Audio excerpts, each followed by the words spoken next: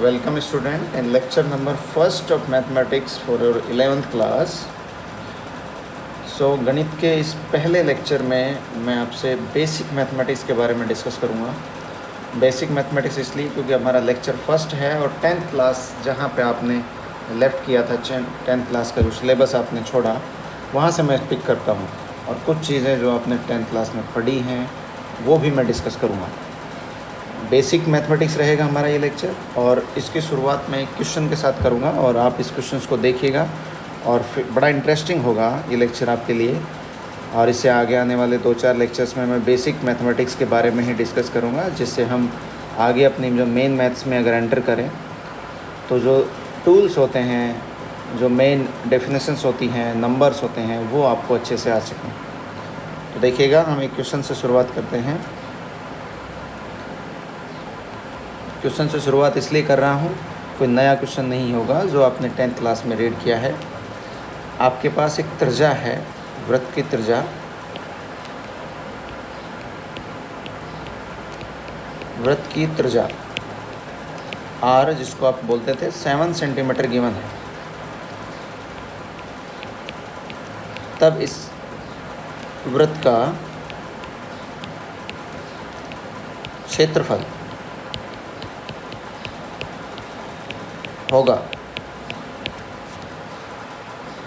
पहला ऑप्शन आपको देते हैं 49 पाई सेंटीमीटर स्क्वायर। दूसरा ऑप्शन देते हैं 3.14 इंटू 49 सेंटीमीटर स्क्वायर। और थर्ड ऑप्शन आपको देते हैं 154 सेंटीमीटर स्क्वायर। और चौथा ऑप्शन आपको देते हैं उपरोक्त सभी। वृत्त की त्रिज्या आपको दी गई है। वृत्त का क्षेत्रफल का सूत्र आप जानते हैं, नहीं याद है, अगर कहीं बाई मिस्टेक फॉरगेट हो गया तो पाई आर स्क्वायर होता है। तो उसमें हमको इस चारों ऑप्शन में से करेक्ट आंसर बताना है। मैं आपको ये क्वेश्चन एक क्षेत्रफल नहीं निकलवा रहा हूँ, इसमें कुछ बड़ा इंटरेस्टिंग इनसाइडली एक नॉलेज है जो कि आप एरर करते थे और उसके बारे में पता भी लगेगा इस लेक्चर में। पहले लेक्चर का आपको बेनिफिट मिलेगा श्योर, तो वो मैं आपसे डिस्कस करना चाह रहा हूँ। तो आपका आई थिंक सॉल्यूशन, वृत्त का क्षेत्रफल आप जानते हैं, वृत्त का क्षेत्रफल पाई आर स्क्वायर, ये फॉर्मूला आप जानते हैं। तो इसमें अगर मैं सीधा वैल्यू निकालूँ तो पहला ऑप्शन मान लो पाई आर स्क्वायर, तो आपने पाई को पाई रखा और आर की जगह पे आपने जो त्रिज्या है वो रख दी, तो ये हमारे पास कितना आ गया, 49 पाई आ गया सेंटीमीटर स्क्वायर। इसके हिसाब से तो ये भी ठीक है, पहला ऑप्शन 49 पाई सेंटीमीटर स्क्वायर है। दूसरा अगर हम करें, पाई आर स्क्वायर होता है formula, we know very well, और पाई की जगह हमने 3.14 रखा और आर की जगह हमने 7 रखा, दैट मीन्स 3.14 और गुना में हमारे पास क्या आ जाएगा, 49 सेंटीमीटर स्क्वायर। तो आई थिंक दूसरा ऑप्शन भी करेक्ट आ रहा है, पर ऑप्शन एक ही करेक्ट है इसमें, वो बड़ा इंटरेस्टिंग है, इसलिए मैं आपसे ये क्वेश्चन डिस्कस कर रहा हूँ फर्स्ट लेक्चर में। पाई आर स्क्वायर फॉर्मूला रखते हैं, अगर हम 22/7 रख दें इसकी वैल्यू, क्योंकि आप जानते हैं वो भी पुट करते हो, तो आपके पास क्या आ जाएगा, 1/7 से 1/7 कैंसिल हो जाएगा, चाहे बाद में करिएगा। 22/7 और इंटू 7 किया, 1/7 कैंसिल हो गया और ये आपके पास 22 × 7, तो ये आपके पास आ गया 154 centimetre square. I think third option भी करेक्ट आ रहा है, तो उपरोक्त सभी भी हो सकता है कि नहीं। तो देखिए, मैं इसका सॉल्यूशन कर दिए हैं तीनों, पर मैं इसका पहले आपको करेक्ट आंसर बताता हूँ, जिससे आप थोड़ा सा सोचेंगे कि ये ऐसा क्यों, why this is happen. First option only correct है इसका, हालांकि आपको लग रहा होगा कि फोर्थ ऑप्शन करेक्ट है उपरोक्त सभी, क्योंकि पहला भी आंसर आ रहा है, सेकंड भी आंसर आ रहा है और थर्ड भी आंसर आ रहा है, लेकिन चौथा जो है उपरोक्त सभी, वो इसका करेक्ट आंसर नहीं है। ये करेक्ट आंसर इसका कौन सा है, पहला। इसका रीज़न देखिएगा, इसका रीज़न ये है कि जो पाई है,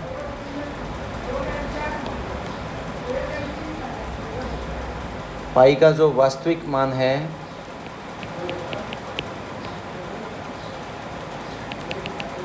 पाई का करेक्ट मान 22/7 या 3.14 नहीं होता है। ये नई बात होगी आपके लिए।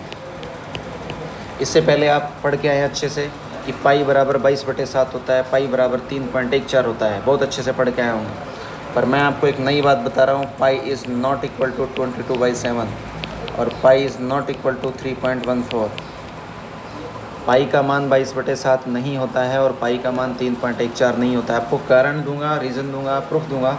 ऐसे नहीं कि हाँ मान लीजिए जैसे पहले सर ने बताया होगा कि पाई इक्वल टू 22/7 होता है तो आपने मान लिया था कि, लेकिन पाई का वैल्यू 22/7 कैसे आता है, पाई का वैल्यू 3.14 कैसे आता है, ये ज़रा सोचा नहीं है आपने। तो अगर ये 22/7 नहीं होता है तो इसका मतलब थर्ड ऑप्शन गलत हो जाएगा, और अगर 3.14 हमने प्रूव किया तो इसे सेकंड ऑप्शन भी गलत हो जाएगा। तो पाई का एक्चुअल अगर क्षेत्रफल इसका निकालें वृत्त का तो 49 पाई आना चाहिए एक्चुअल। अब देखिएगा,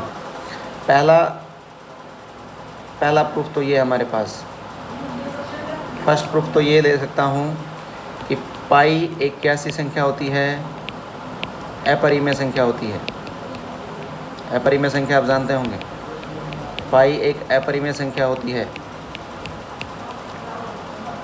और 22/7 कैसी संख्या होती है, एक परिमेय संख्या होती है।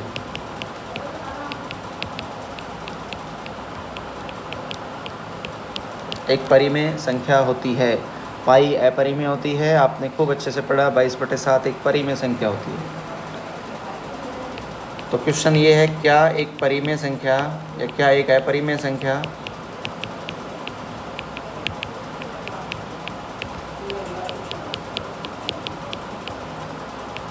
परिमेय संख्या के बराबर हो सकती है?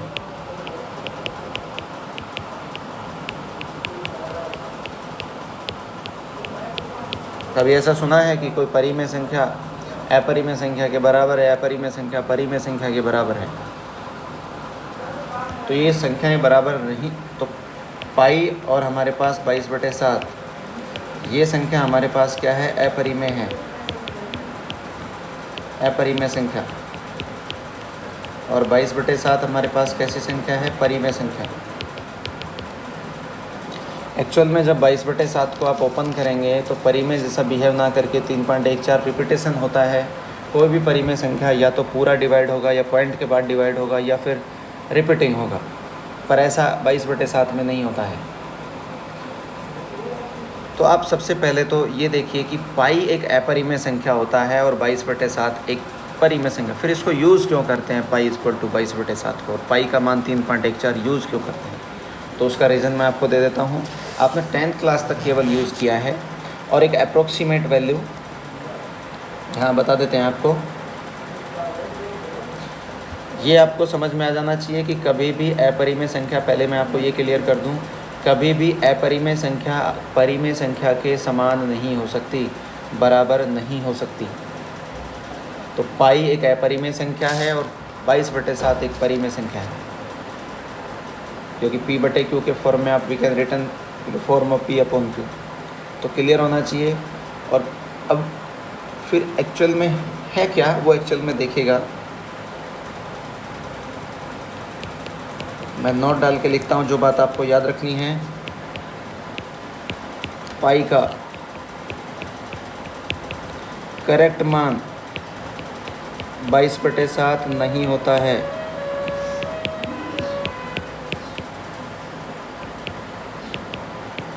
पाई का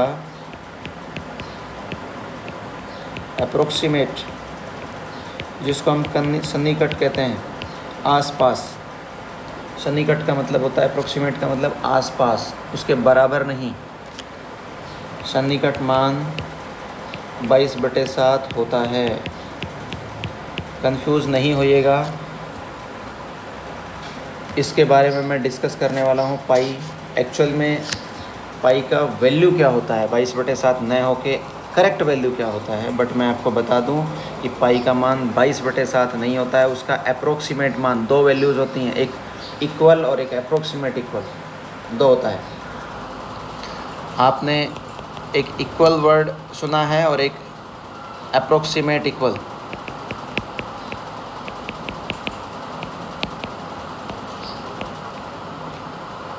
एक समान होता है, बराबर, और एक होता है सन्निकट,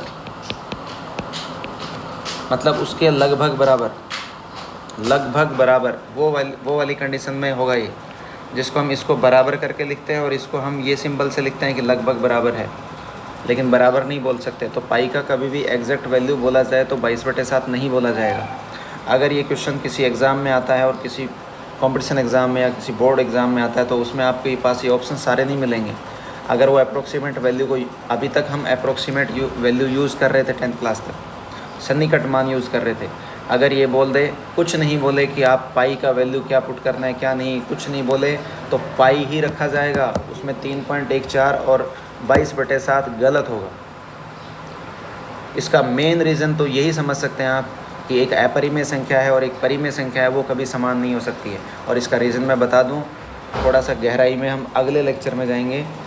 ये कारण इसलिए भी है क्योंकि परिमेय से जस्ट अगली संख्या क्या आती है, अपरिमेय आती है। अगर आपने परिमेय और अपरिमेय के बारे में पढ़ा हो तो परिमेय से जस्ट अगला संख्या अपरिमेय और अपरिमेय से जस्ट अगला परिमेय, तो आसपास की स्थिति इतनी परिवर्तित हो जाती है कि परिमेय के बाद अपरिमेय और अपरिमेय के बाद परिमेय आ जाती है। क्योंकि ऐसा नहीं होता कि परिमेय संख्या पहले चल के ख़त्म होती है और अपरिमेय संख्या बाद में आती है, नहीं।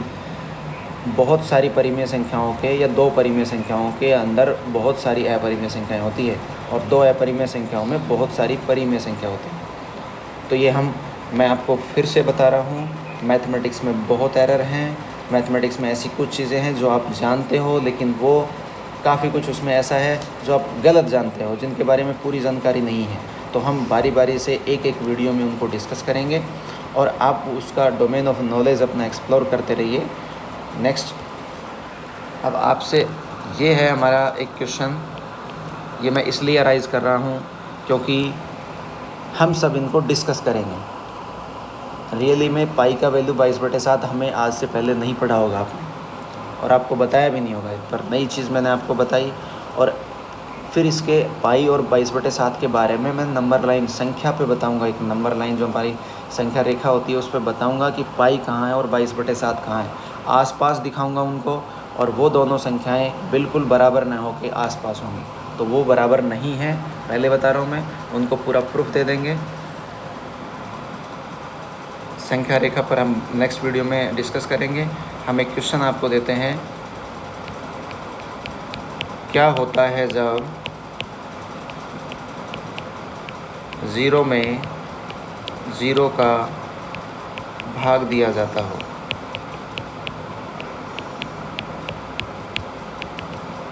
0/0, तो व्हाट विल बी हैपन। कभी भाग दिया है 0 में 0 का, ये हम नेक्स्ट वीडियो में डिस्कस करेंगे और संख्याओं के बारे में जानेंगे। Thank you everyone.